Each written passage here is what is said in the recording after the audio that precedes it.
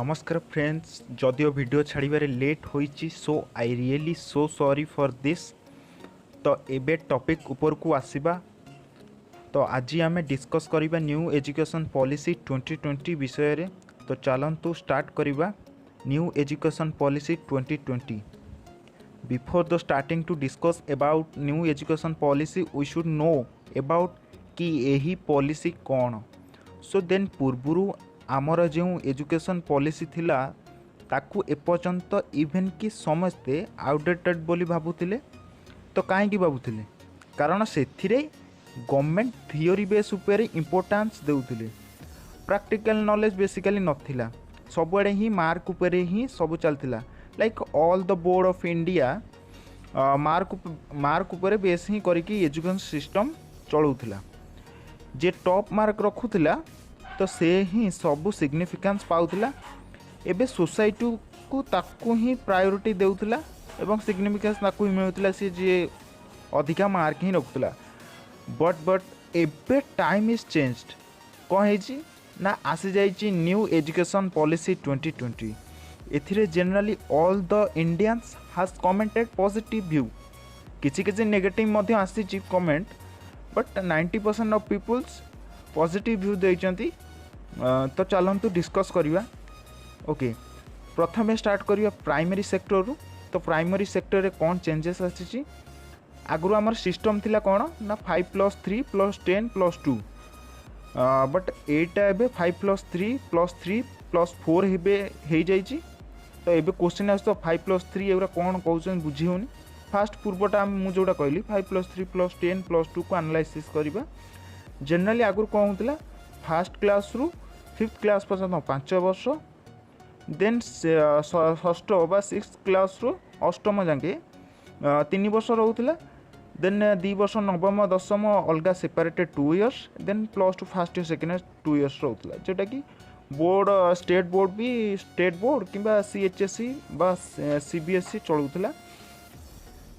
But एबे जो चेंजेसटा अच्छी 5+3+3+4 ताकू एनालाइसिस करिबा।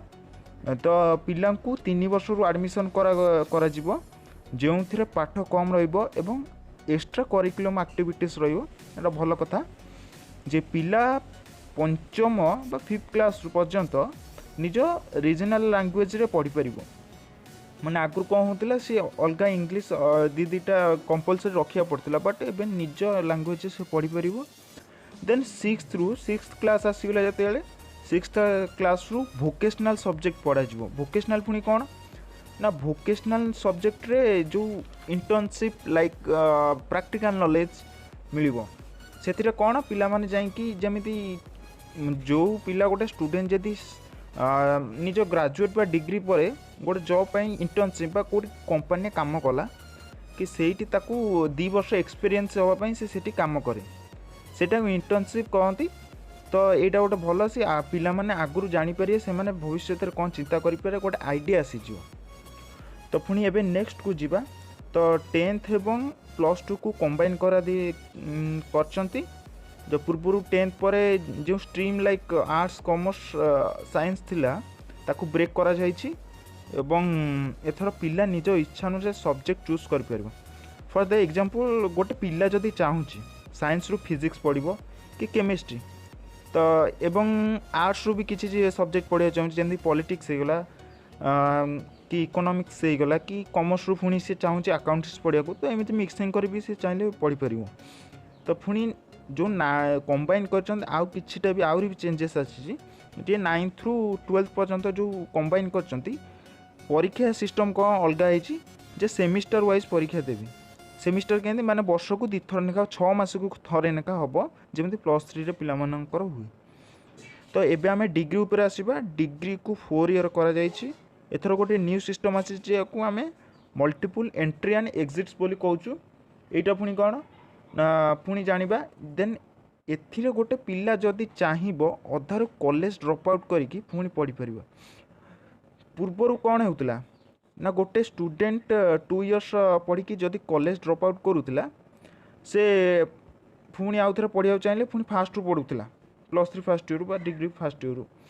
किंतु देन एबे कौन है ना फास्ट रु पढ़ा पड़ोनी जदि से पिलाटी वर्षक छाड़ुची ताको गोटे क्रेडिट बा सर्टिफिकेट मिलिबो जो द्वारा से सर्टिफिकेट पछरे 2-3 वर्ष पर तार मन होला पढ़ाई से सही सर्टिफिकेट आधार रे सी चाहिए से इयर स्टार्ट कर परिबो पुणी तार एबे कौन कर ना 4 वर्ष डिग्री कर देइचंती लास्ट इयरटा जो रिसर्च एंड बेस कर जदि आप 2 वर्ष छाड़ डिप्लोमा सर्टिफिकेट 3 इयर जदि छाड़ुं डिग्री सर्टिफिकेट एवं जो लास्ट इयरटा रोचे 4 वर्ष से रिसर्च एंड डिग्री सर्टिफिकेट रोचे